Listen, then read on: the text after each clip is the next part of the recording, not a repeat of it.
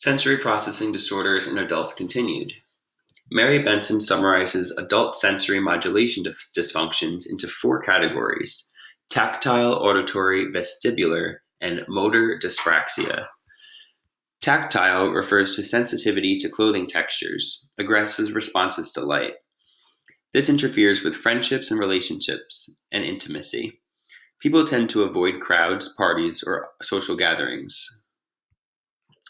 The second category, auditory, refers to sensitive to certain sounds, which interferes with work or social participation outside of the home.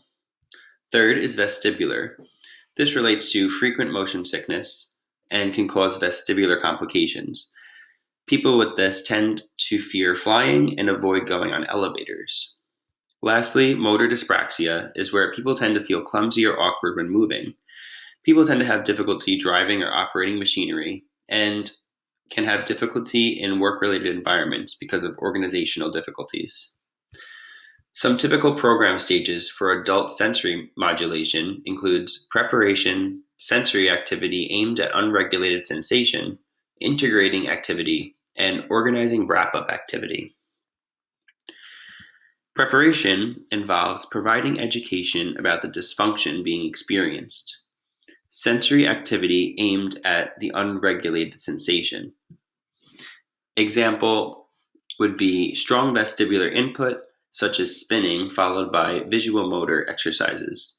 Third is integrating activity. This is using multisensory systems. Examples would be log rolling or swinging on a balance board. And occupational therapy continues to provide challenges with increasing difficulty as the person masters the activities. Lastly is organizing the wrap-up activity. The client lists occupations they experience in their daily routine that can meet their sensory needs, and design with the therapist the appropriate strategies to meet these needs and/or prevent sensory overload.